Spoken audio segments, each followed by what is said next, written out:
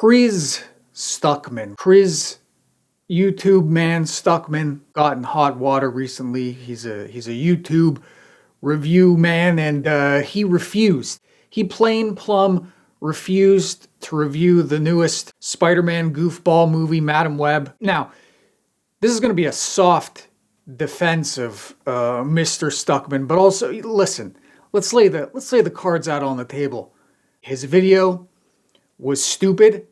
I don't know if I have much more to say about it that anybody else hasn't said already. He put all the onus and responsibility on the studios and none on the creative people behind the train wreck of a movie. Hey, sometimes people are just not that good. They're not that talented, you know? Mr. Stuckman also made a point of repeating over and over again about his experience as a filmmaker, which in some sense, you know, that is relevant, but it was viscerally annoying. But I'm going to just give a very sort of soft, wishy-washy, Stuckman-esque defense of the man for a moment. Part of the reaction to Mr. Stuckman's video, and first of all, he just shouldn't have said anything at all, is part of the problem. Okay, so you don't want to review a movie. Just don't do it. Just don't review the movie. You don't have to make a big stink about it. You don't have to say, well, I'm not... Just don't do it. But a lot of people have said that Mr. Stuckman's recent turn away from more pointed criticism towards a more sort of, I think he called it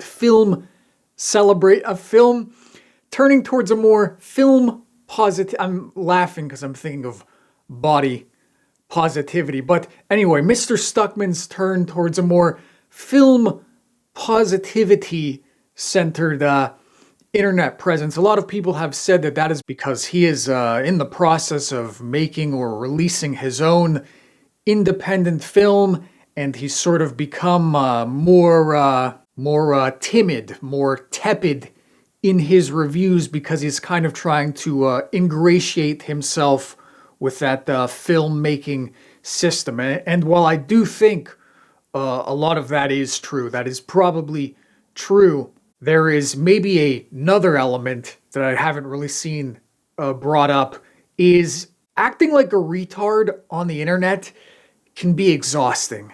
Being on the internet at all is kind of mentally ill. Nobody really talks about that, I don't think. Nobody really talks about how most people on the internet shouldn't be on the internet. Some people definitely shouldn't be on the internet. You know how people used to talk about like stockbrokers and studio executives, like you have to be like a shark. You have to have like the ruthless, sociopathic mind of a shark. I feel like that applies to like internet people as well. Like when you kind of make yourself an open wound for everybody else's entertainment, when you sort of expose the world to your tomfoolery and your insecurities and your mental retardation, for any normal person, it gets to be exhausting. And you know, maybe I'm just being nice, maybe I'm just impressing my own thoughts about things onto Mr. Stuckman, but just like maybe some of that is why, you know,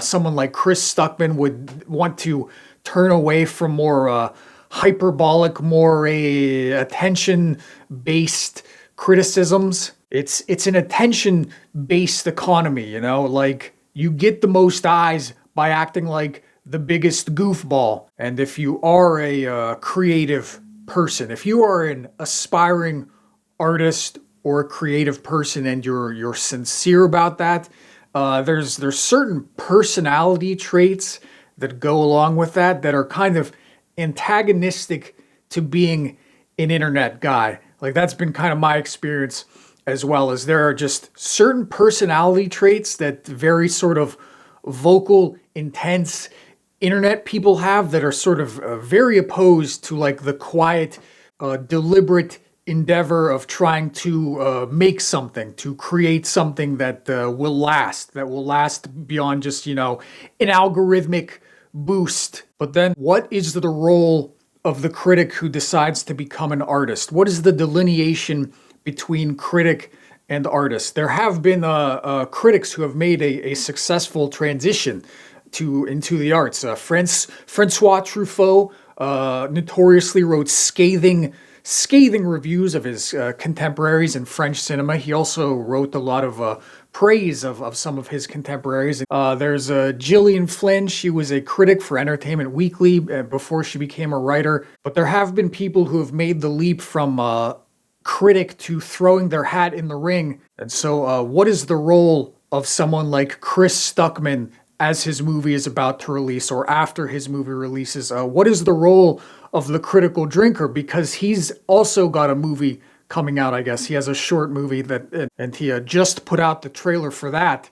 Should they recuse themselves from film criticism, from film commentary? But another thing is how do you approach art made by a critic? How are people going to approach Chris Stuckman's film? How are they going to approach the Critical Drinkers film? You know, I watched the trailer for the Critical Drinkers movie, and there was some big glaring issues with that trailer, I think. The dialogue was muddied and hard to understand. What dialogue you could hear was very sort of trite and frankly stupid. So are people going to objectively review the Critical Drinkers movie when it comes out? Will the EFAP crew objectively review the Critical Drinkers debut effort? Or will people make excuses for it the same way that Chris Stuckman made excuses for Madam Web? You know, Chris Stuckman about Madam Web was like, you know, oh, the filmmakers tried so hard and the studio got in the way. You know, when you watch the Critical Drinkers debut effort, do you say, well,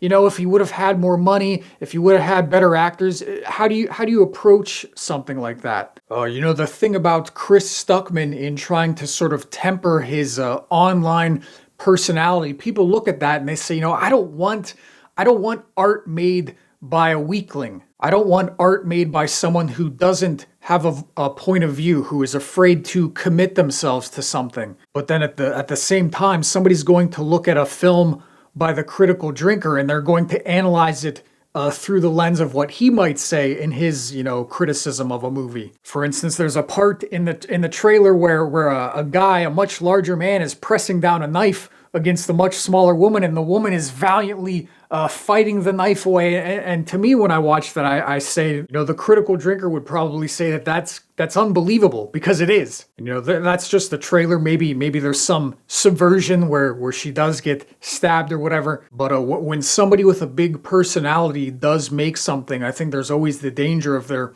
personality overshadowing the art. You know, somebody's going to watch the Critical Drinkers debut movie, and their biases that they already have, they're going to bring those with them, and it's going to cloud their objectivity while watching it. You know, maybe that's their problem, but I don't know. But the sort of the career path from sort of influencer to artist is kind of a stupid one to begin with. I think this is just the stupidest time ever to try and be an artist, to try and create something. Again, I think there is something about being an internet guy and an artist guy that there's something about them that is just like oil and water. There is something mutually exclusive to both elements. Like right now, well, I could be doing anything else than saying all this gibberish. Like right now, making this video. This is not necessarily creative. This is not necessarily engaging the creative part of my brain, but it's like a necessity. You kind of have to be some sort of goofball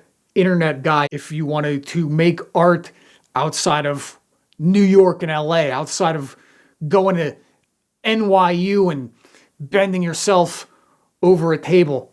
But anyway, that's really all I have to say.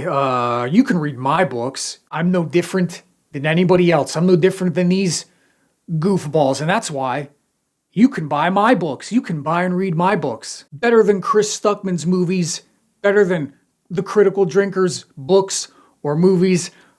I'm the good guy. Everybody else is the bad guy. Go read my books. Goodbye.